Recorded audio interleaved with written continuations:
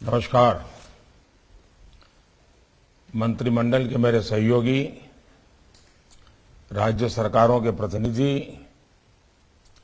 Industry और academia से जुड़े सभी साथी, कृषि विज्ञान केंद्रों में जुड़े हुए हमारे सभी किसान भाई बहन, देवियों और सज्जनों,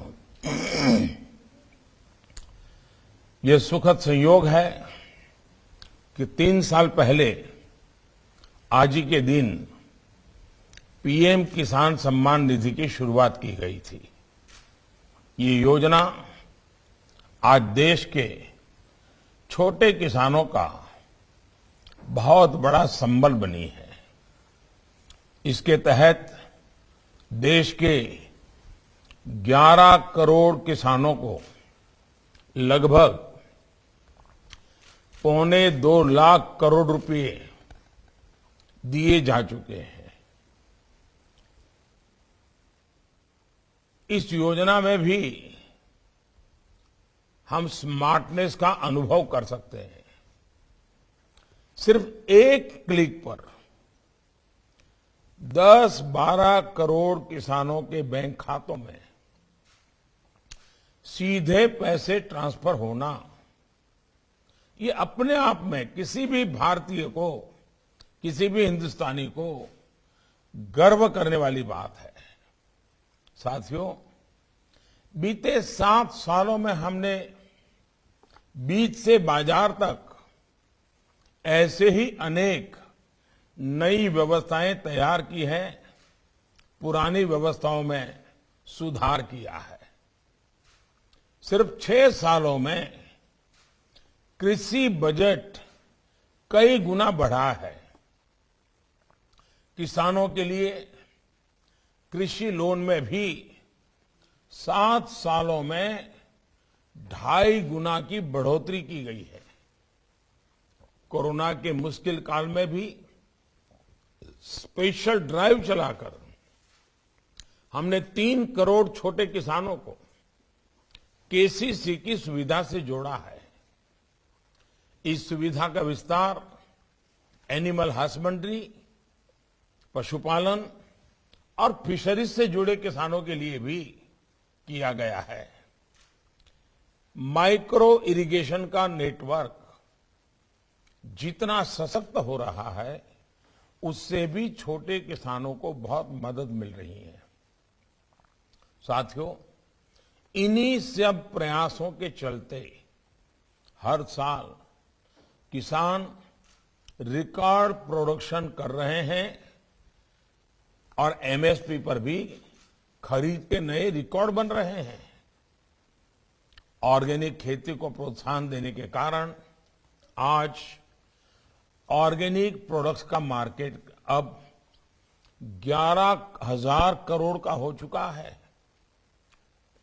इसका एक्सपोर्ट भी 6 वर्षों में 2,000 करोड़ से बढ़कर 7,000 करोड़ रुपए से ज्यादा हो रहा है।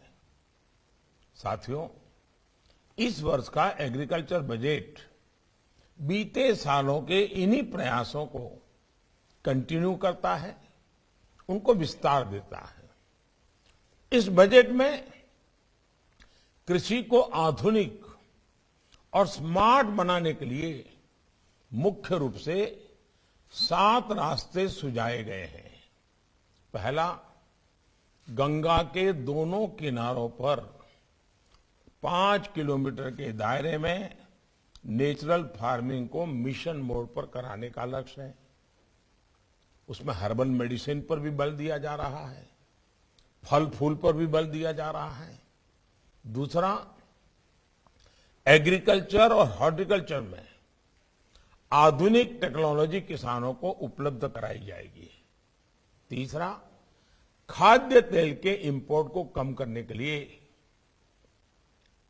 मिशन ऑयल पाम के साथ साथ तिलहन को जितना हम बल दे सकते हैं, उसको सशक्त करने का हम प्रयास कर रहे हैं और इस बजट में इसको बल दिया गया है।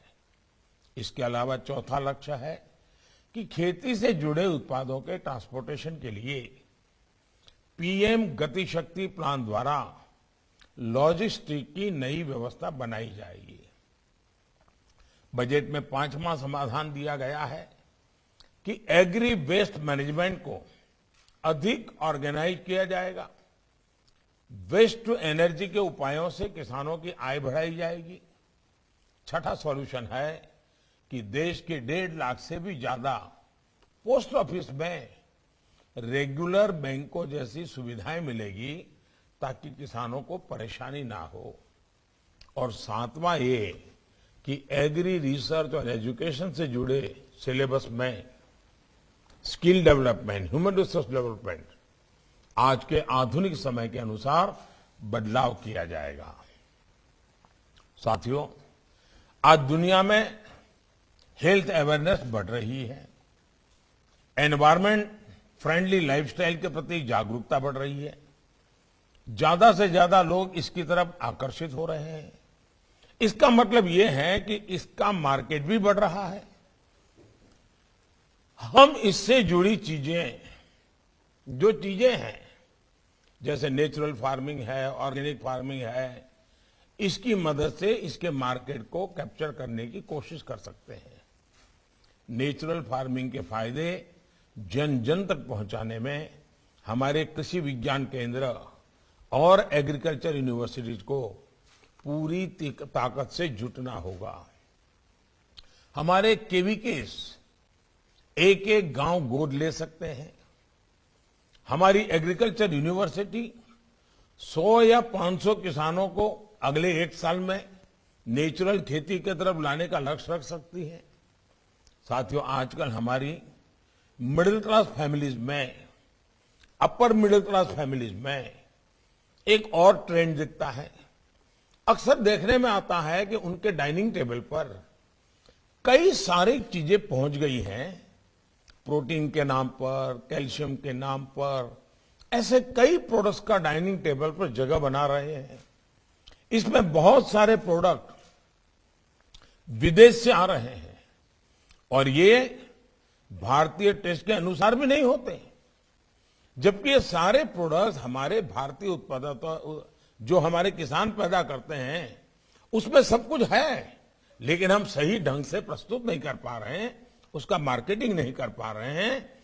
और इसलिए हमें कोशिश करनी चाहिए, इसमें भी वोकल फॉर लोकल जरूरी है।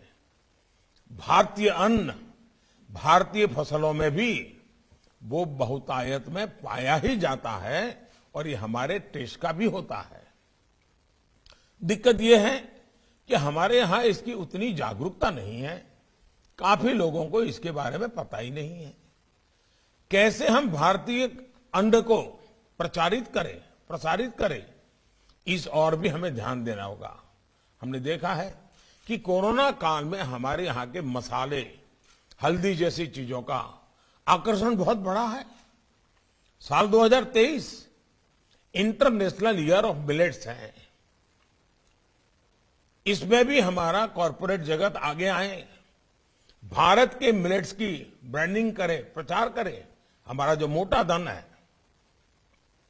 और हमारे दूसरे देशों में जो बड़े मिशंस हैं वो भी अपने देशों में बड़े बड़े सेमिनार करें, वहां के लोगों को, जो इंपोर्टर्स हैं वहां, उनको समझाएं कि भारत के जो मिलेट्स हैं, जो भारत का धान है, वो कितने प्रकार से उत्तम है, उसके टेस्ट की दृष्टि से कितना महत्वपूर्ण है। हम हमारे मिशनों को लगा सकते हैं। हम सेमिनार, वेबिनार इंपोर्टर एक्सपोर्टर के बीच हमारे मिलेट्स के संबंध में कर सकते हैं। भारत के मिलेट्स की न्यूट्रिशन वैल्यू कितनी ज्यादा है, इस पर हम बल दे सकते हैं। साथियों, आपने देखा है कि हमारी सरकार का बहुत ज्यादा जोर सॉइल हेल्थ कार्ड पर रहा है। देश के करोड़ों किसानों को सरकार ने सॉइल हेल्थ कार्ड दिए हैं। जिस तरह एक जमाना था, न पैथोलॉजी लैब होती थी, न लोग पैथोलॉजी टेस्ट करवाते थे, लेकिन अब कोई भी बीमारी आई तो सबसे पहले पैथोलॉजी चेकअप होता है, पैथोलॉजी लैब में जाना होता है। क्या हमारे स्टार्टअप्स, क्या हमारे प्राइवेट इन्वेस्टर्स स्थान स्थान पर प्राइवेट पैथोलॉजी जैसे लैब होती हैं, वैसे ही हमारी धरती माता, हमारी जमीन, उसके सैंपल को भी पैथोलॉजिकल टेस्ट कर करके किसानों को गाइड कर सकते हैं। सॉइल हेल्थ की जांच ये लगातार होती रहे, ये हमारे किसानों को अगर हम आदत डालेंगे तो छोटे छोटे किसान भी हर साल एक बार सॉइल टेस्ट जरूर करवाएंगे। और इसके लिए पैथोलॉजी, इस प्रकार की सॉइल टेस्टिंग की लैब का एक पूरा नेटवर्क खड़ा हो सकता है, नए इक्विपमेंट बन सकते हैं। मैं समझता हूं एक बहुत बड़ा क्षेत्र है, स्टार्टअप को आगे आना चाहिए। हमें किसानों में भी ये जागरूकता बढ़ानी होगी, उनका सहज स्वभाव बनाना होगा कि वो 1-2 साल में अपने खेत की मिट्टी का टेस्ट करवाएं और उसके मुताबिक उसमें कौन सी दवाइयों की जरूरत है, कौन से फर्टिलाइजर की जरूरत है, किस फसल के लिए उपयोगी है, उसको उनको एक साइंटिफिक ज्ञान मिलेगा। आपकी जानकारी में है कि हमारे युवा वैज्ञानिकों ने नैनो फर्टिलाइजर डेवलप किया है। ये एक गेम चेंजर बनने वाला है। इसमें भी काम करने लेके हमारे कॉरपोरेट वर्ल्ड के पास बहुत संभावनाएं हैं। साथियों, माइक्रो इरिगेशन भी इनपुट कॉस्ट कम करने का और ज्यादा प्रोडक्शन का बहुत बड़ा माध्यम है और एक प्रकार से एनवायरनमेंट की भी सेवा है। पानी बचाना ये भी आज मानव जात के लिए बहुत बड़ा काम है। पर ड्रॉप मोर क्रॉप पर सरकार का बहुत जोर है और ये समय की मांग भी है। इसमें भी व्यापार जगत के लिए बहुत संभावनाएं हैं कि इस क्षेत्र में आप आइए। अब जैसे केन बेतवा लिंक परियोजना से बुंदेलखंड में क्या परिवर्तन आएंगे, ये आप सब भली भांति जानते हैं। जब कृषि सिंचाई योजनाएं देश में दशकों से अटकी हुई हैं, उन्हें भी तेजी से पूरा किया जाना चाहिए। साथियों, आने वाले 3-4 सालों में हमने एडिबल ऑयल प्रोडक्शन को अभी के लगभग 50% तक बढ़ाने का जो लक्ष्य रखा है, उसको हमें समय पर हासिल करना है। National mission on edible oil के तहत ऑयल पाम की खेती में विस्तार में बहुत पोटेंशियल है और भी तिलहन के क्षेत्र में हमें बहुत बड़ी मात्रा में आगे बढ़ने की आवश्यकता है। क्रॉप पैटर्न के लिए, क्रॉप डाइवर्सिफिकेशन के लिए, बढ़ावा देने के लिए भी हमारे एग्री इन्वेस्टर्स को भी आगे आना चाहिए।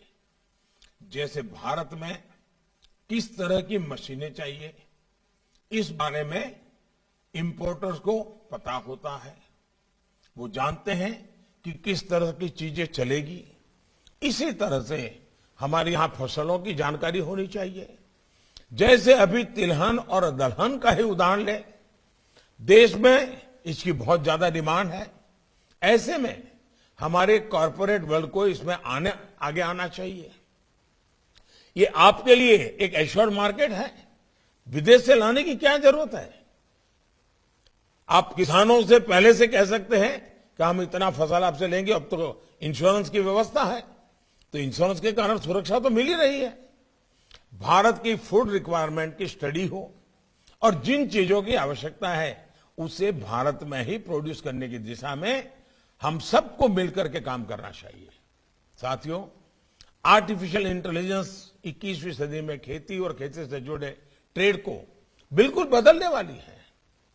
किसान ड्रोन्स का देश की खेती में अधिक से अधिक उपयोग इसी बदलाव का हिस्सा है। ड्रोन टेक्नोलॉजी एक स्केल पर तभी उपलब्ध हो पाएगी जब हम एग्री स्टार्टअप्स को प्रमोट करेंगे।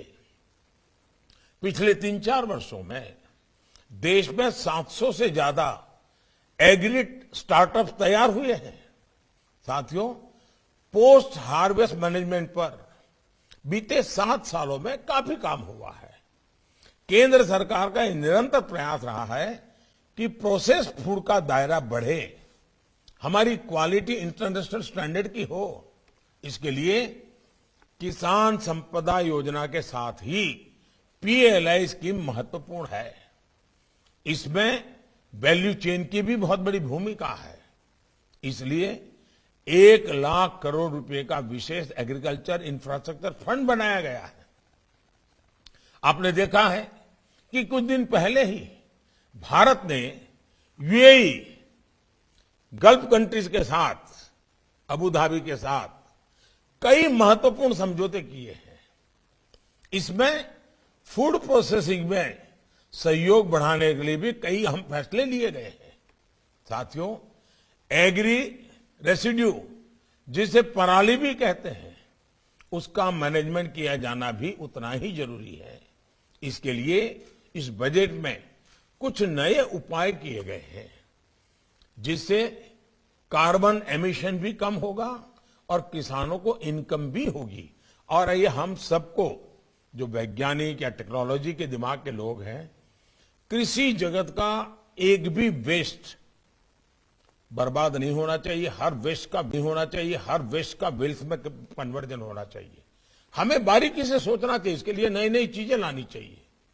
पराली के मैनेजमेंट के लेकर के हम जो भी समाधान कर रहे हैं, वो किसानों के, उनके लिए भी उसको स्वीकार करना बड़ा आसान हो जाएगा। इस पर बातचीत होनी चाहिए। पोस्ट हार्वेस्टिंग वेस्ट हमारे यहां किसानों के लिए बड़ी चुनौती है। अब उसको वेस्ट को वेल्थ में कन्वर्ट कर देंगे तो किसान भी सक्रिय रूप से हमारा साथी बनकर के भागीदार बन जाएगा। ऐसे में लॉजिस्टिक्स और स्टोरेज की व्यवस्था को बढ़ावा, उसे विस्तार देते रहना बहुत जरूरी है। सरकार इसमें काफी कुछ कर रही है, लेकिन हमारा जो प्राइवेट सेक्टर है, उसे भी इस क्षेत्र में अपना योगदान बढ़ाना होगा। और मैं बैंकिंग सेक्टर को भी कहूंगा, बैंकिंग सेक्टर भी हमारे प्रायोरिटी लैंडिंग में इन सारी चीजों को कैसे बल दें, टारगेट कैसे तय करें, उसका मॉनिटरिंग कैसे करें। अगर हम बैंकों के द्वारा इस क्षेत्र में अगर धन मुहैया कराएंगे तो हमारे प्राइवेट सेक्टर के छोटे छोटे लोग भी बहुत बड़ी मात्रा में इस क्षेत्र में आएंगे। मैं एग्रीकल्चर क्षेत्र में मौजूदा प्राइवेट प्लेयर से कहना कि इससे भी वो अपनी प्राथमिकता से रखें। साथियों, एग्रीकल्चर में इनोवेशन और पैकेजिंग दो ऐसे क्षेत्र हैं जिन पर और ज्यादा ध्यान दिए जाने की जरूरत है। आज दुनिया में कंज्यूमरिज्म बढ़ रहा है, तो पैकेजिंग और ब्रांडिंग इसका बहुत महत्व है। फलों की पैकेजिंग में हमारे कॉरपोरेट हाउसेज को, एग्री स्टार्टअप्स को बड़ी संख्या में आगे आना चाहिए।